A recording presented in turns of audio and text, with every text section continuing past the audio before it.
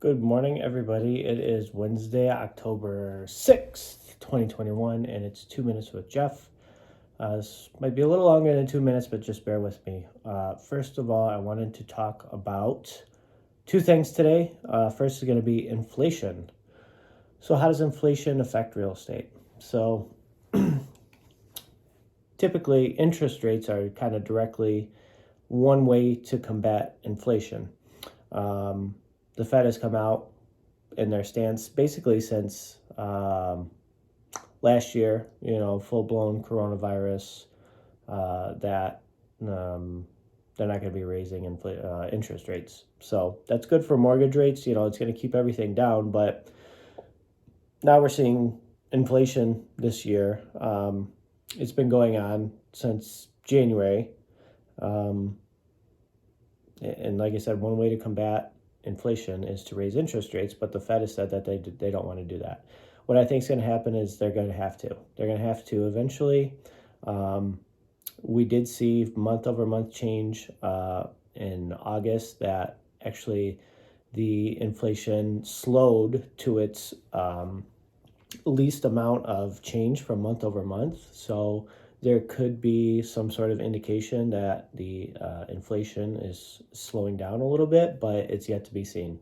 The Fed hasn't really raised any interest rates as of yet, but I don't see inflation kind of stopping. It's kind of here.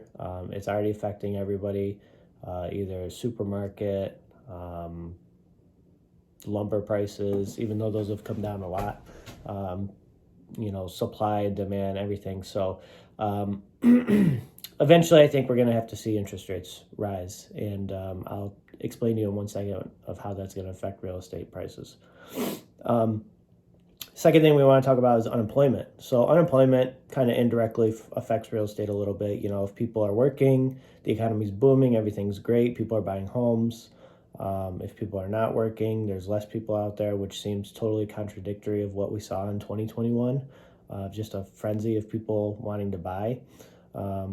So employment, I think the latest reports were last month that we actually seen a very, very low amount of new hires. I think it was only 25% of the number of it was in July for August, so that's not good. If you go around anywhere, you see that, everybody's hiring, people need work.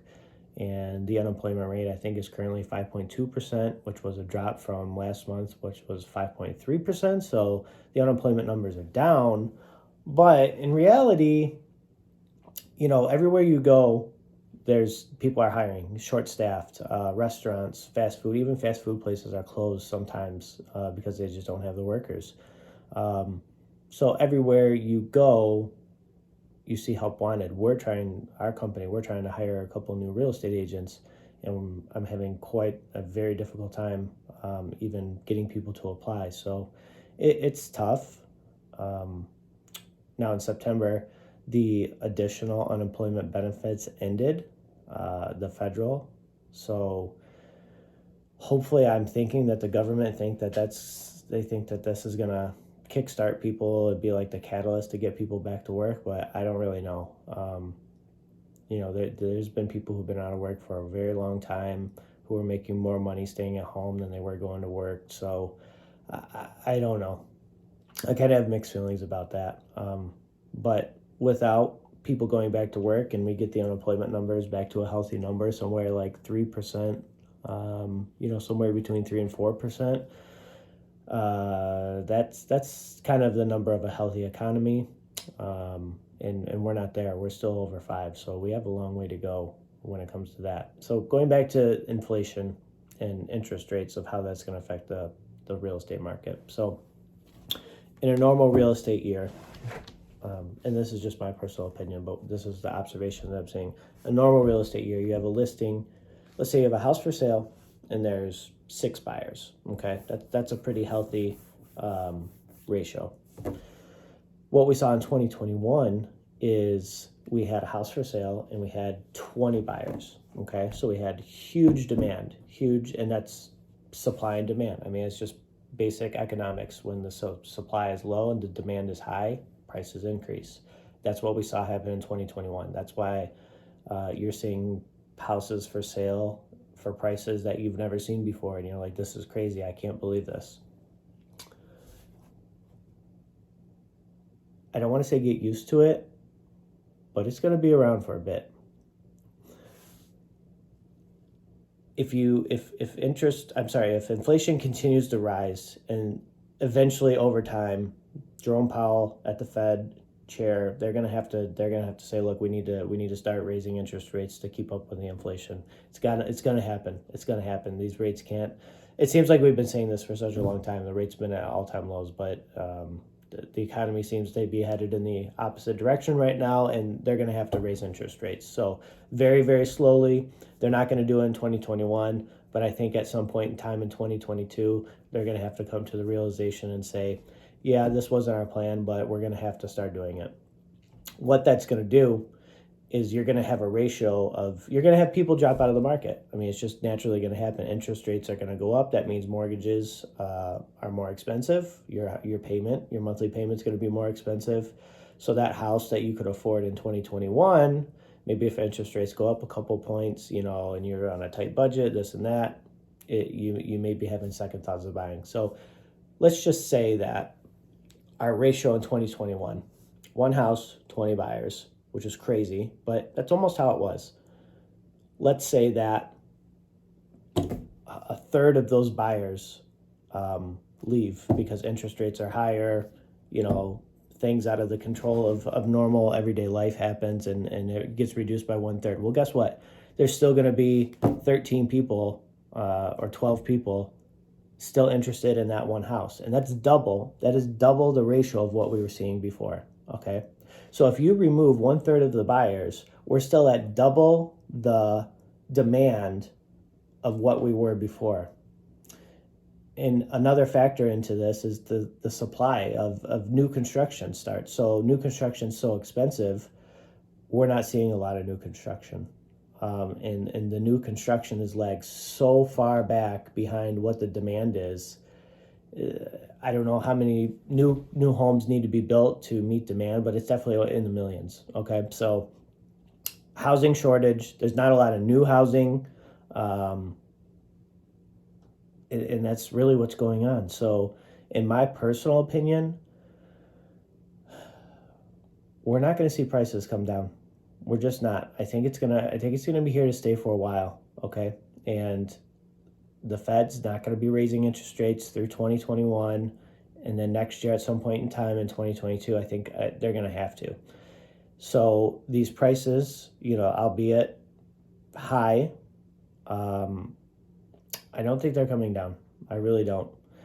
The demand, it might be less. The 1-to-20 ratio buyers to listings is gonna be reduced, but we're still going to be at double the demand, if that makes sense. So I think that alone is still going to keep a lot of buyers in the market. But if we think of the grand scheme of things, interest rates are still, even if they do start to raise them slightly, still at all-time lows. You're still getting, when I bought my first home back in 2017, I was over 7% interest. Right now, the interest rates are still like in the 3s. Okay, that just puts it in perspective. 13 years ago, 14 years ago, we're half of what it was. So even in the 3s or 4 interest rates, it's still very low comparative to historical numbers. So I guess that's just my thoughts. The cooler months, it's slowed down. There's not as amount of buyers out there as there was in the summer months, and that's cyclical. That's normal. Every year, when school's about to get out, that's when people hit the market, if they have families. Summertime, nobody wants to move in the wintertime. Nobody wants to move in the middle of the school year if you have kids. It does happen, because there's other reasons people move, but majority of people, that's the reason why they don't. So these months here that we're headed into, November is still okay. December, January, February are pretty slow. But there's still buyers out there. There's a lot of buyers out there. I'm still working with buyer clients, still trying to get houses, still trying to find houses. So they're still out there. So if I think it works in favor of both parties in both ways. There's still buyers out there. So if you're a buyer, you still have a shot with less competition. And if you're a seller, prices aren't coming down. The number of competition is a little bit less, and you might have like not a crazy bidding war. But I still think if you price your listing correctly at what the market can support by other comps, you're still going to get those prices. And those prices are a lot higher than what they were last year. So I know this has kind of been a long video, but I really wanted to kind of dive in and let you guys know what's going on and what I'm seeing and just my personal thoughts. So that's all I got. If you want, send me a message through Instagram, Facebook, text me, email me, comment on this video. Nobody comments on my video. It'd be cool to get a comment for once. Even if you just said, cool video, thanks for the info, that'd be cool too. So until next time, it's been 2 minutes with Jeff, which has been over 11 minutes, but thanks for sticking around. See ya.